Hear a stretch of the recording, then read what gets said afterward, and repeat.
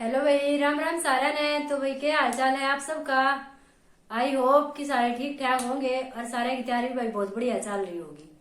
तो भाई आज का जो टॉपिक हम करने वाले हैं वो न्यू लगा लो, हर टीचिंग एग्जाम में पूछा जावे है। चाहे आप किसी भी टीचिंग एग्जाम की तैयारी कर रहे हो, हर टीचिंग एग्जाम में इससे रिलेटेड क्वेश्चन पक्का पूछा जावे है। आज सिर्फ एक क्वेश्चन नहीं, 4-5 क्वेश्चन बनकर आ जावे हैं। सीटेट में तो ऐसा भी होया है कि इस तरह 7-8 क्वेश्चन भी बनकर आ गए हो। तो भाई बहुत इंपॉर्टेंट टॉपिक होने वाला है और रिटर्न की बिल्कुल भी जरूरत ना है। बच्चे क्या करते हैं कि रिटर्न लग जाए चीजें ने, क्यों उनके याद नहीं होते। तो भाई रिटर्न की जरूरत नहीं है। आज की यह वीडियो देखने के बाद आपने यो टॉपिक दोबारा पढ़ने की भी जरूरत ना पड़ेगी। आप पेपर में बैठोगे, इस तपस्या ना होगा, आप गद्देणी सी कर दोगे। ठीक है, तो आज का हमारा टॉपिक क्या है? व्यक्तित्व के सिद्धांत। क्या है भाई? व्यक्तित्व के सिद्धांत। तो भाई सबसे पहले बड़का न्यू पता होना चाहिए कि व्यक्तित्व होवे क्या चीज है। जब तो हम उस चीज का सिद्धांत पढ़ाएंगे जब हमें न्यू पता होगा कि व्यक्तित्व क्या चीज हुए है। ठीक है, तो जो व्यक्तित्व शब्द हुए है, जो व्यक्तित्व शब्द हुए है वो मतलब पर्सनैलिटी ने व्यक्तित्व कह दे हैं। जो उन्होंने क्या है भाई, इस बंदे की पर्सनैलिटी बड़ी मस्त है, तो इसका मतलब है कि इसका जो व्यक्तित्व है ना वो आकर्षक है। तो व्यक्तित्व का मतलब है कि जिस तरह से वो व्यवहार करे है, कोई भी बंदा किस डाल से व्यवहार करे है, यो सारी चीज किस में आ जावे है? व्यक्तित्व में आ जावे है। बंदा के सोचे है, के करे है, दूसरे के साथ किसा व्यवहार करे है, ये सारी चीज आ जाऊंगी व्यक्तित्व में आ जाऊंगी। ठीक है, मान लो भाई थारी क्लास में 2 टीचर हैं, एक घना खड़ूस टाइप का है और दूसरी टीचर कति जमा 1 नंबर की है। आपने कति गुस्से में बात ना करती, तो क्या है तुमने कौन सा अच्छा लगेगा? जो आप तो गुस्से तो भी बात ना करती वह वाली टीचर वो अच्छी लगेगी। और जो खड़ूस है, आपको रोज डंडे मारे है, उसकी खूब चुगली करोगे, उसके नए नए नकली नकली नाम धरोगे। ठीक है, तो क्या है दोनों की जो व्यक्तित्व है, व्यक्तित्व में अंतर है ना। तो ये व्यक्तित्व की चीज है, आज हम वे पढ़ाएंगे। ठीक है, और किस किस ने कौन कौन सा सिद्धांत दिया है भाई, एग्जामिनर बार बार क्वेश्चन पूछा करे यहाँ पे, तो यह चीज देखेंगे। सबसे पहले भाई व्यक्तित्व का जो सिद्धांत है, हम बात करेंगे मनोविश्लेषणात्मक सिद्धांत की। भाई मनोविश्लेषणात्मक सिद्धांत में आप न्यू देखो, अब इसमें वर्ड क्या है? मन। तो जो चीज हमारे मन से रिलेटेड है, जो चीज हमारे मन से रिलेटेड है वह आ जाएगी मनोविश्लेषण में। तो इसमें जब हम व्यक्तित्व का अध्ययन कराएंगे ना, तो हम किसका अध्ययन कराएंगे? मन का अध्ययन कराएंगे। ठीक, क्यों? मनोविश्लेषण, मनो में मन की साउंड आ गई ना, तो आपने रटन की बिल्कुल भी जरूरत नहीं है। अगर मनोविश्लेषण आ गया तो इसमें आप देखो मन की साउंड आवे है, तो इसका मतलब क्या है? अगर ये मन से रिलेटेड है। ठीक है, और ये दिया किसने था भाई? ये सिद्धांत सिगमंड फ्रायड ने। किसने दिया? सिगमंड फ्रायड ने दिया था। यह बात आपने याद करनी पड़ेगी। ठीक है, बाकी तो आप ट्रिक भी लगा सको, पर इन चीजों की ट्रिक ना लग गए। तो सिगमंड फ्रायड इसका जो सिद्धांत देने वाला है, यह चीज आपने याद करनी पड़ेगी। इसमें जो सिगमंड फ्रायड है उसने मनोविश्लेषण सिद्धांत में क्या बात बताई? उसने कहा अब हमारे 3 तरह के मन हुए हैं। ठीक है, उसने इंसान के 3 मना की चर्चा कर दी। 3 तरह के मन हुए हैं।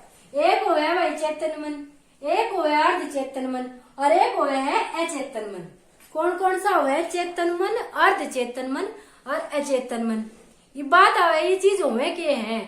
तो भाई चेतन, चेतन देखो भाई, चेतन चेतना। ठीक है, चेतना वर्ड तुमने कदे तो सुनाया होगा। चेतना का मतलब क्या हुआ है? अब भाई एक्टिव। ठीक है, इसके अंदर चेतना है भाई, मतलब ये एक्टिव है। ठीक है, तो जो एट प्रेजेंट हमारे दिमाग में जो बात चल रही है, ठीक है, एट प्रेजेंट जो आप सोचने लग रहे हो, अब मैडम या किस्सा पढ़ाने लग रही है, अच्छा पढ़ाओ, गुंडा पढ़ावे है, किस्सा पढ़ाने लग रही है, एट प्रेजेंट जो मैंने सोचने लग रही हूँ बालक वीडियो ने लाइक करेंगे या ना करेंगे। ठीक है, तो जो एट प्रेजेंट हमारे दिमाग में बात चलने लग रही है वह किस में आ जाओगी? हमारे चेतन मन में आ जाएगी। किस में आ जाओगी भाई? चेतन मन में आ जाओगी। जो वर्तमान में एट प्रेजेंट हमारे दिमाग में जो भी बात चलने लग रही है ना, चाहे तुम्हारे दिमाग में सपना का गाना चल रहा हो, चाहे सिद्धू मूसेवाले का गाना चल रहा हो, और चाहे भाई पढ़ाई से रिलेटेड कोई बात चल रही है, तो जो एट प्रेजेंट में चल रही है वो हो जाएगा हमारा चेतन मन। आगे भाई समझ में। उसके बाद आ गया अर्ध चेतन मन। अर्ध चेतन मन का क्या मतलब है भाई? अर्ध चेतन जो मतलब जिस आधा चेतना में है, मतलब कि न्यू लगा लो उस चीज ना हम मान ले भूल गए। ठीक है, मान लो उस चीज ना हम भूल गए, याद करने पे हमारे जब वह चीज याद आ जाए तो वो हमारा हो जाएगा अर्ध चेतन मन। ये भाई मैं उनसे ही बताऊं, मैं बहुत बुलक्कड़ टाइप की हूँ। मैं चीजा ने धरके, मैं तो संभाल कर धरके ने, संभाल कर धरया मैं चीजा ने, और फिर इसी भूल जाया करूँ कि चीज मन नहीं ना पावे। ठीक है, तो यो मेरा कौन सा माइंड है, अर्ध चेतन मन है, जिस समय याद करके ने उन चीजा ने दोबारा बेशक काम लगड़े पीछे पावे, पर भी मैंने बाद में पा जाया करे, याद करे पीछे। ठीक है, तो किसका सहारे थे, अर्ध चेतन के सहारे थे। ये मान ले भाई, मान ले बाइक की चाबी है, मैं तो फ्रिज पे धर के भूल गई, मैंने सारा घर छान मारा वहां चाबी ना पाई, फिर मैं बैठ के दिमाग पे जोर डालूंगी, चाबी कित गई कित गई कित गई कित गई, आधे घंटे पीछे एकदम तो याद आओगी, ओ चाबी तुमने फ्रिज पे धरी थी। ठीक है, बात याद आ गई ना, दिमाग पे जोर गिरा तुम्हारा, बात याद आ गई। ठीक है, तो वो हमारा कौन सा मन हो जाएगा, अर्ध चेतन मन, जिसमें जो हमारी चेतना की बात है वे सोगी, मतलब आधी सोती और अवस्था में है वे। ठीक है, तो वो हो गया अर्ध चेतन मन, जो याद करने पे हमारे याद आ जाओ। वैसे हमारे माइंड में ना होती, ये मैं चाबी धर के सारी दिमाग में रखूंगी, मन ने चाबी फ्रीज पे धरी, मन ने चाबी फ्रीज पे धरी, मन ने चाबी फ्रीज पे धरी, ये साथ नहीं करांगे ना, उसकी जरूरत पड़ेगी जब वह चीज याद आवेगी, और फिर मैं उन्हें भूल जाऊं, तो मैं कुछ नहीं क्या कुकर याद कराया करूं, अपने अर्ध चेतन मन तय दिमाग लगाऊंगी, हाँ भाई चाबी धरी तो धरी कित धरी, फिर याद आओगी फ्रीज पे धरी, फिर बाजीकन पकड़ाया करूं। ठीक है भाई, तो वो हो जाओ हमारा अर्ध चेतन मन। आगे आ गया हमारा अचेतन मन। अचेतन मन मतलब जिसमें चेतनाएं कोनी, न्यू लगा लो कि जमा मर गया वो। ठीक है, उसमें चेतनाएं कोनी, कभी जी मास से कोनी, तो जब हमारे इसे विचार हुए हैं जो कति मर जाए कति दफना दे वहां जिन विचारा ने, वो हमारे आ जाएंगे अचेतन मन में। ठीक से, ये मान लो थम सो, थम नया घूमने का शौक, तुम्हारे मम्मी पापा तक हो गए, माँ हमारा टूर जाने लग रहा है कलकत्ता, मैंने तो कलकत्ता घूम के आना है, थारी माँ ने नाइट दिया, अगर जाने की कोई जरूरत ना, ना थारे गट्टे तोड़ दूंगी। ठीक से, तुम भाई रिक्वेस्ट करोगे, बार बार रिक्वेस्ट करोगे, घर वाले नहीं मानने, उसके बाद क्या करोगे तुम, वो बात न भूल जाओगे। अगर हमारा कलकत्ता में टूर जाओ, थारे घर के नाइट गए थे भाई, वह चीज तुम भूल गए। अब 8-10 साल बाद जब मान ले तुम कलकत्ता ऐसा हो, थारा कलकत्ता जाना हो, फिर थारा वह बात दिमाग में आओगी 8-10 साल पीछे, ओहो हमारा तो 10वीं क्लास में टूर जाओ था कलकत्ता का, और माँ ने मैं जान नहीं दिया। ठीक से, नुगली तरह गट्टा लगने चला गया था, तो यह बात तुमने कितने साल बाद याद आई, 8-10 साल के बाद याद आई। ठीक से, तो जो अर्ध चेतन मन हुआ है ना, उसमें हमारी इसी इच्छा हुए हैं जिनको दम्भित इच्छा बोलते हैं। भाई दम्भित वर्ड कई बार आया है एग्जाम में, बार बार आया है, तो दम्भित वर्ड क्या होता है, दम्भित इच्छाएं क्या होती है, जिन इच्छाओं का हम गला घोट दे, हाँ कति जी तो मार दे, हाँ जिन इच्छा ने। ठीक से, जो कि मेरी घूमने जाने की इच्छा थी, भाई मेरे हस्बैंड ने पसंद नहीं घूमना, तो मैंने गला घोट कर वह इच्छा कति मार दी, तो वह मेरी कौन सी इच्छा होगी, वह दम्भित इच्छा होगी, जिसका हम गला घोट के कति कत्ल कर दे, हाँ वह हमारी हो जाएगी दम्भित इच्छा। तो वे हमारे कौन से मन में चली जावे हैं, अचेतन मन में चली जावे हैं, जो याद करे पे भी हमारे याद ना आती। ये भाई कलकत्ता वाली बात की तरह याद आवेगी, हाँ भाई 8-10 साल बाद ऐसा कोइंसिडेंस हुआ है, तुमने उड़ जाना पड़े, जब थारे याद आ जाओगी। ठीक है, तो ये दम्भित इच्छा हुए है जो हम बिल्कुल दबा दे, और अकस्मात ही कदे कदे याद आया करे। ठीक है, तो ये थे भाई सिगमंड फ्रायड के जो 3 मन बताए, उसने समझ में आ गया सारा है। चेतन मन जो वर्तमान में चल रहा है, अर्ध चेतन मन जो हम याद करने पे याद कर रहे हैं, अचेतन मन जो भाई कति जो इच्छा हम मार दे, हम जो कदे अकस्मात 8-10 साल में याद आ जाए, वह बात हो जाए, तो वो अचेतन मन में आ जाए। ये बात जाते हैं भाई, इनका प्रयोग कित कित कराया जाए। ठीक है, मनोविश्लेषणात्मक सिद्धांत का प्रयोग हम करे करा, हाँ तो भाई एक तो स्वप्न विश्लेषण में जो सिगमंड फ्रायड है ना, वो क्या बात कर रहे हैं, अब हमने जो भी विचार आवे, सपने आवे हैं, वो न्यू ही नहीं आते, वे सपने हमने क्यों आवे हैं, अब हमने कदे न कदे वे बात भाई सोची ओढ़ हुए हैं, जब हमने उन बात के सपने आवे हैं, न्यू हमने कोई सपना ना आवे, हमने कदे न कदे वे बात जरूर सोची होंगी, वे बात हमने सपने में दिखेंगी। तो भाई इसमें सपने का विश्लेषण करना चाहिए। सपने अगर मान ले कोई भाई गणा कुछ आतंकवादी पाक रहा है, ठीक है, तो उसके सपने का विश्लेषण करके हमने पता लगा सका, हाँ भाई इसके साथ बेचारे के साथ क्या होया था। ये जो धर्मेंद्र की फिल्मा में, हाँ भाई माँ को गोली मार दी, बाबू को गोली मार दी, भाई को गोली मार दी, भाण को गोली मार दी, वो बेचारा आतंकवादी बनेगा। तो पता क्यों कर लगा है भाई, सपन का विश्लेषण करके, उसके सपने का विश्लेषण करके मनोचिकित्सक पता लगा लिया करेगा। ठीक है, उसके बाद है पाराप्रेक्सेस। ठीक है, पाराप्रेक्सेस तो भाई पाराप्रेक्षेज अवस्था की कौन सी हुए है? तुमने वो देखा है कई बार फिल्म में क्या दिखाया करे, अब किसी ने मतलब कि अपने कंट्रोल में करन थी क्या करे, उनके आगे एक न्यू लटका देंगे, एक गोल गोल लट्टू सा, और न्यू कहेंगे इसके मैंने न्यू देखते रहो, ये मैंने न्यू देखते रहो, अगला न्यू देखता रहेगा, फिर उन्हें नींद आ जाएगी, न्यू सो जाएगा। और फिर भाई जो मनोचिकित्सक हो ना वो तो क्यों मोह बूझ लेंगे और मेरे बेटे पिछले जन्म में भी ले जाएंगे, न्यू कहेंगे 1 साल पहले था निकलना क्या होया था, फिर न्यू कहेंगे 5 साल पहले क्या होया था, 10 साल पहले क्या होया था, पिछले जन्म में क्या होया था, वो तो पिछले जन्म में क्या होया था, मतलब कि पिछले जन्म तो ही की अवस्था उसके माइंड तो बूझ ले मैं भी वो, मतलब कि उसने ऐसा कर लिया अपने कंट्रोल में, हक आदमी ने बेरा ही नहीं रहता, जो आदमी ने खुद बेरा नहीं रहता वे सारी बात वो अगले तो बता दे है। तो इस अवस्था में कौन सी बोला है? पाराप्रेक्षेज अवस्था। ये सारी बात हुए भी हमारी अचेतन मन की हुए हैं। किसकी हुए हैं? हमारी अचेतन मन की बात हुए हैं। ये भाई मान लो कोई 2 साल का बालक है, छात पर तो पड़ गया, टांग टूट गई, वो बात ने भूल जाएगा, पर वो अचेतन मन में उसका रहेगी जब उसने मतलब के इस तरीके तय पाराप्रेक्षेज तय जब उससे याद दिमाग 2 साल मतलब जो तू 2 साल का था त्रिगल के होया था, तो वो ऐसा वो हो जाएगा, वो अपनी बात में बता देगा वो छात पर तपड़ के मेरी टांग टूट गई थी। ठीक है, तो ये सारे अचेतन मन के कारण हुए हैं।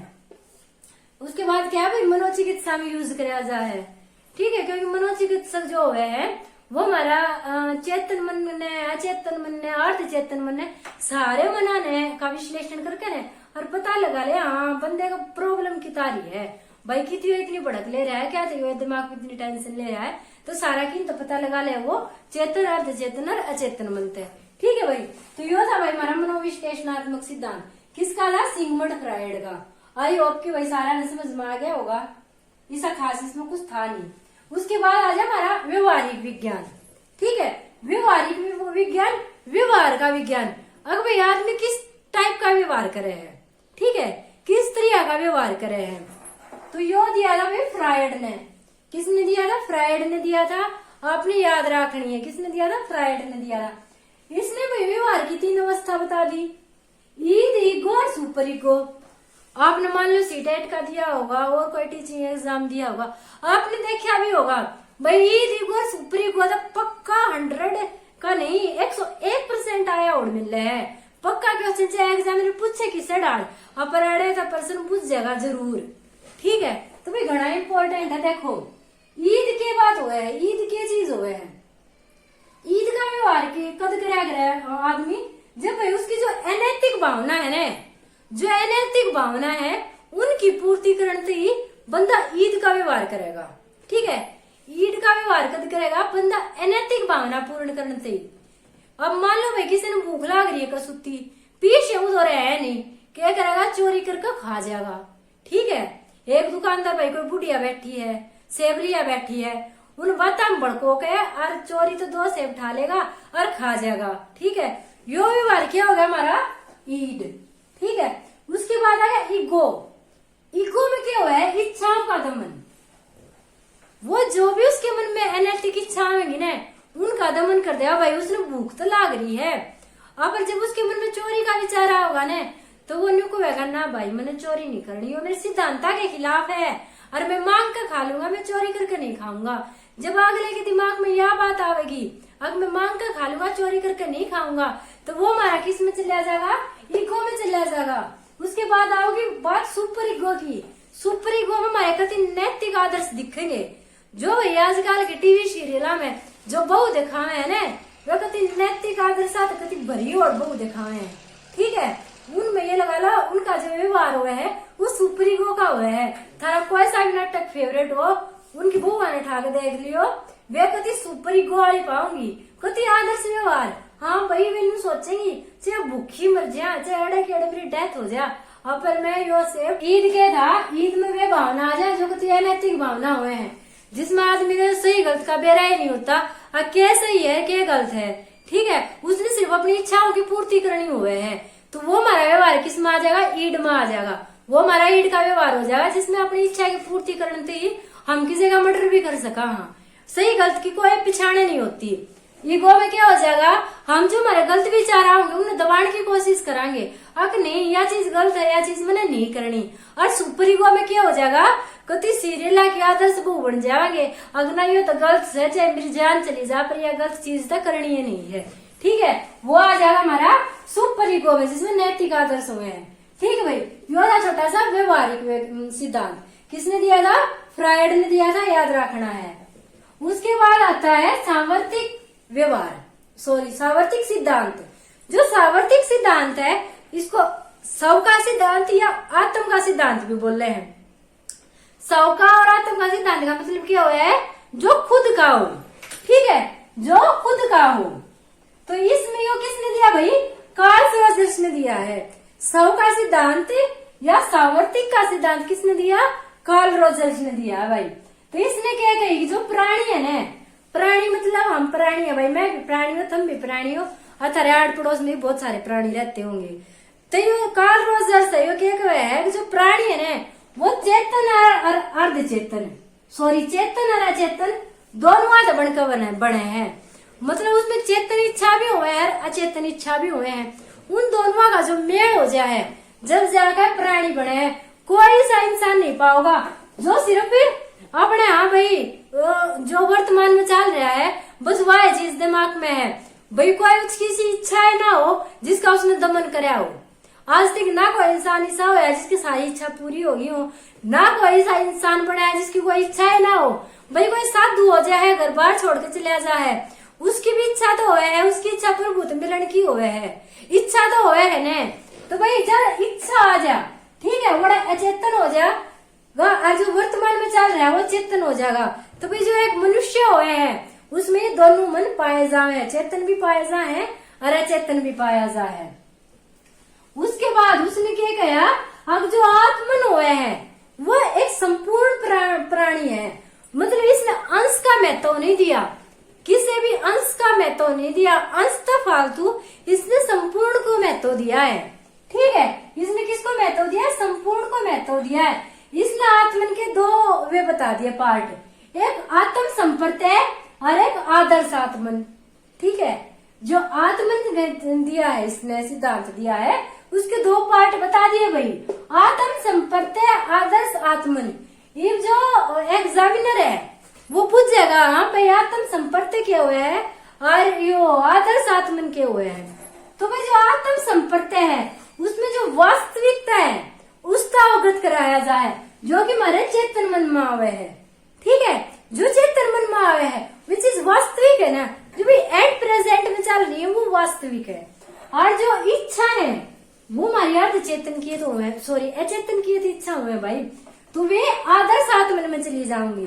ठीक, याद रखना है भाई, जो वास्तविक हुए है, चेतन से रिलेटेड हुए है और आत्म संपर्क में हुए हैं, और जो इच्छा हुए है अचेतन से रिलेटेड हुए हैं और आदर्श आत्मन में हुए हैं। ठीक भाई, याद रखना है। यो था सावर्तिक का सिद्धांत, इसने स्व या आत्मन का सिद्धांत भी बोले हैं, और किसने दे रखा है, कार्ल रॉजर्स ने दे रखा है। होया भाई कंप्लीट। उसके बाद आता है शील गुण सिद्धांत। कई बार एग्जामिनर ने पूछा है, बार बार पूछा है, किसने दिया, आलपोर्ट ने दिया। किसने दिया भाई, आलपोर्ट ने दिया। शील गुण का सिद्धांत किसने दिया, आलपोर्ट ने। तो इसने दो प्रकार के शील गुण बताए, एक तो भाई सामान्य शील गुण और एक व्यक्तिगत शील गुण।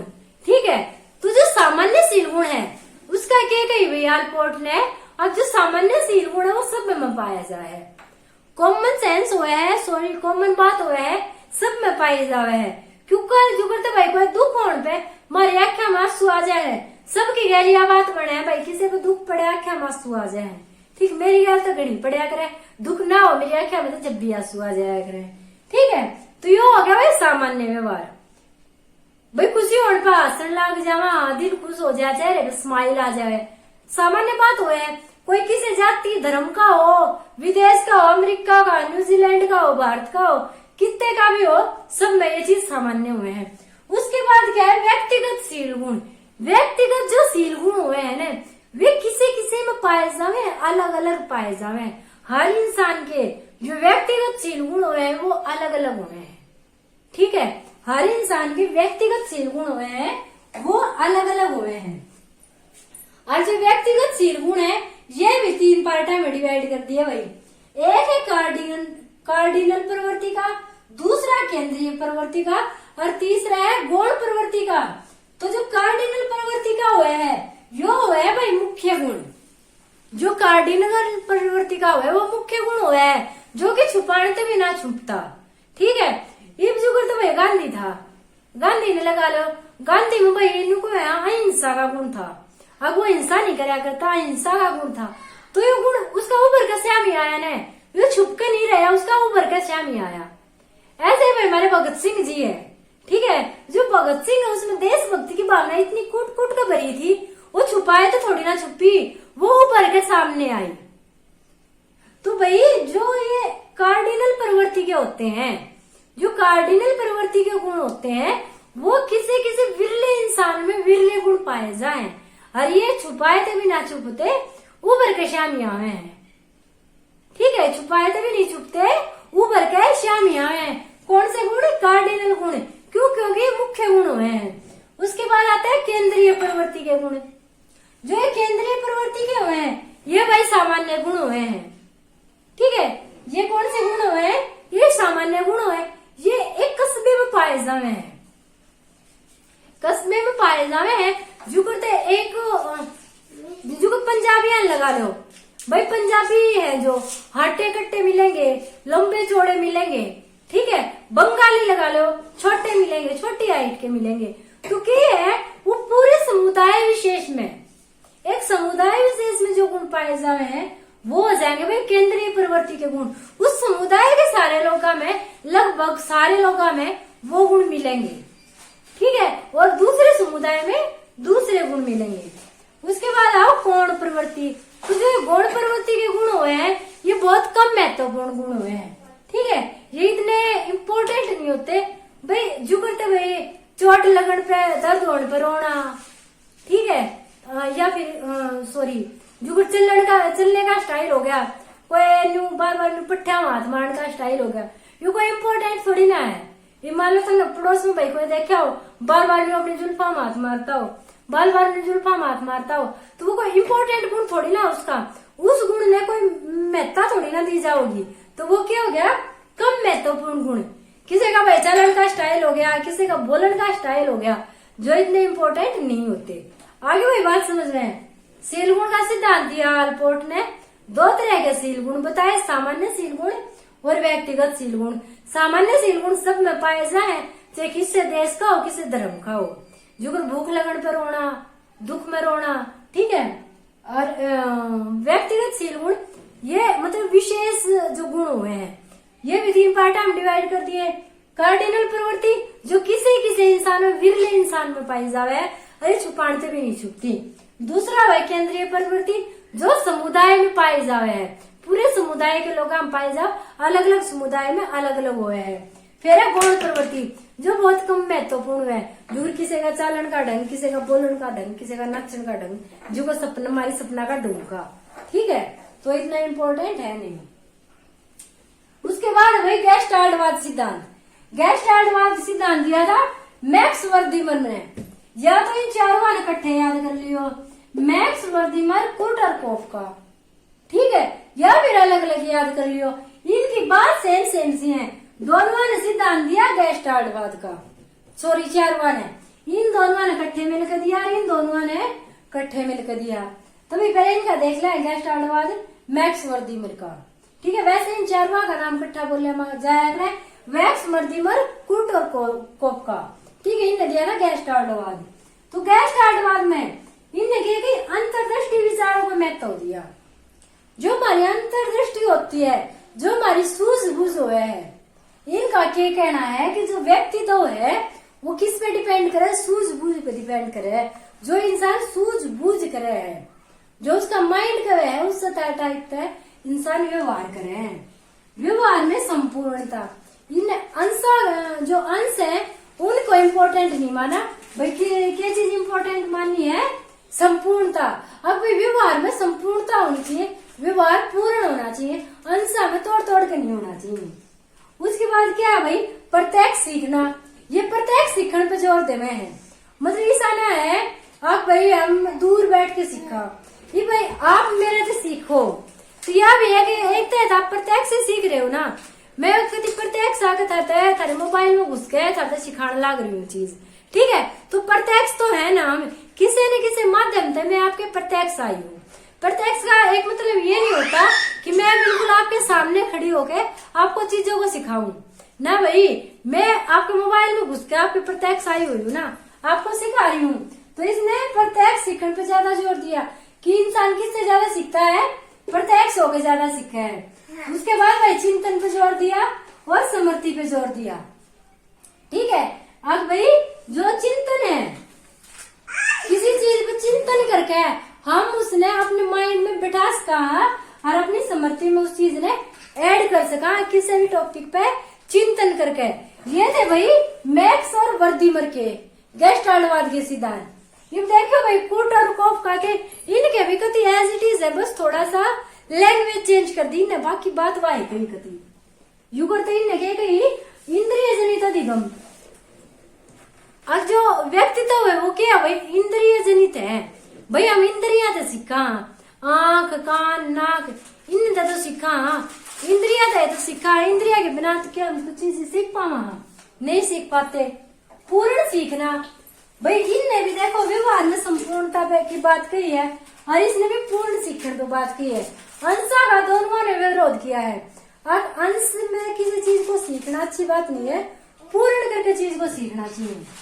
उसके बाद है उद्देश्य पूर्ण अन्वेषण। अब जो जांच पड़ताल है वो उद्देश्य पूर्ण होनी चाहिए भाई। हम किसी के व्यक्तित्व का विश्लेषण करा तो वो उद्देश्य पूर्ण होना चाहिए। उसके बाद क्या है रचनात्मक प्रक्रिया, ठीक है। इन्होंने रचनात्मक प्रक्रिया पे जोर दिया है और लास्ट में सौभाता की एक बात कह दी। अब अंतर्दृष्टि, जो अंतर्दृष्टि के विचार है वही गेस्टाल्टवाद है। जित भी अंतर्दृष्टि शब्द लिखा मिल जाए पूरे में सोच लियो गेस्टाल्टवाद है, गेस्टाल्टवाद है, चाहे वो किससे का भी हो, वैक्स मर्दिमर का हो, कुट कोफका का हो या फिर कोलर का हो, ठीक है। कोलर ने भी अंतर्दृष्टि का सिद्धांत दिया है। जो अधिगम सिद्धांत है वो कोलर ने दिया है भाई, आपने पता होगा। उसने एक चिंपैंजी पे प्रयोग किया था, ठीक है। वो चिंपैंजी पिंजरे में बंद कर दिया और फिर उसके बाहर केड़े रखे थे और उसने अंतर्दृष्टि सूझबूझ का यूज करके भाई छड़ी थे केड़े अपने साइड करके वो केड़े खा गया था, ठीक है। शायद सुल्तान नाम था भाई चिंपैंजी का। तो जो जब ये किस्से का कहने का मतलब यो है, अगर किस्से का भी सिद्धांत हो यो गेस्टाल्टवाद, वैक्स वर्दिमर का, कुट कोफका का, चाहे कोलर का, सबने अंतर्दृष्टि को फोकस कराया है। तो भाई ये थे व्यक्तित्व के सिद्धांत। आई होप ये सारा वीडियो पसंद आई होगी, तो वीडियो ने लाइक और शेयर कर दियो भाई, चैनल ने सब्सक्राइब